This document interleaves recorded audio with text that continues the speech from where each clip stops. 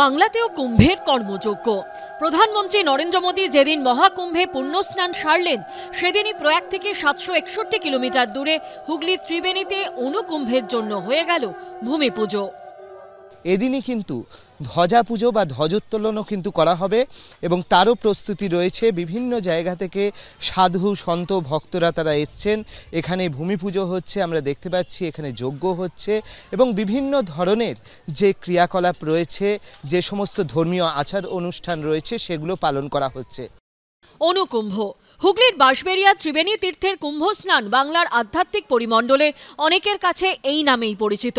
হুগলির ত্রিবেণী সঙ্গমে কুম্ভ মেলার এবার চতুর্থ বছর। 11, 12, 13 ফেব্রুয়ারি 3 দিনের ধর্মীয় সমাবেশ। এর মধ্যে 12 তারিখ মাঘ সংক্রান্তিতে রয়েছে মহাস্নানের আয়োজন। ত্রিবেণী তীর্থ আমাদের এটা লুপ্ত হয়ে গিয়েছিল, সেই লুপ্ত প্রায় তীর্থকে আবার পুনরুদ্ধারের একটা আন্তরিক প্রয়াস। সেখানে নানাভাবে রিসার্চ করে দেখা গেছে যে এখানে 700 বছর আগে প্রচুর সাধু সন্ন্যাসীরা এই গঙ্গার তীরে সংগঠিত হতেন এবং লোকমুখে আমরাও জানি যে ত্রিবেণী তীর্থ এটা। তো সেখানে যে এত সাধু সন্তের মেলা হয়েছে সেটাকে পুনরুদ্ধার করার জন্যেই আবার এই প্রয়াস। গঙ্গা স্থানীয় যমুনা নদী আর গুপ্তধারা সরস্বতীর মিলনস্থল হিসেবে পরিচিত বাঁশবেড়িয়া ত্রিবেণী সঙ্গম।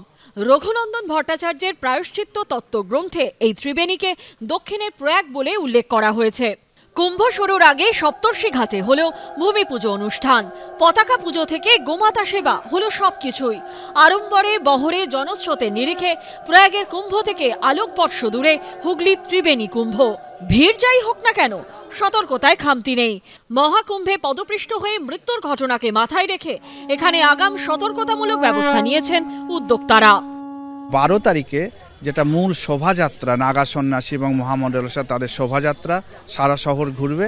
তারপরে সকাল 11টার সময় সপ্তর্ষি ঘাটে তাঁরা অমৃত স্নান করবেন। সপ্তর্ষি ঘাটেই শুধু সাধুদের স্নান আমরা অ্যারেঞ্জমেন্ট করছি, যেখানে ওনাদের স্নানের পর পাবলিক যাবে, কিন্তু পাবলিক অন্যান্য 20টা ঘাটে যে কোনো সময় যেতে পারে। তবে 11টার সময় হচ্ছে মুহূর্ত মহাকুম্ভ স্নানের। ঘাটগুলো তো কোনোরকমভাবে আমরা 3 বছর কুম্ভ হচ্ছে কিন্তু কোনোরকম সংস্কার এখনো পর্যন্ত হয়ে ওঠা সম্ভব হয়নি। আমরা সরকারের কাছে, রাজ্য সরকার, কেন্দ্রীয় সরকার সবার কাছে আমরা আপিল করেছি, সেজন্যে আমাদের এখনো হয়ে ওঠেনি। সেজন্য একটা চিন্তা আছে, ভবিষ্যতে এটা হয়তো সমস্যাটা মিটবে।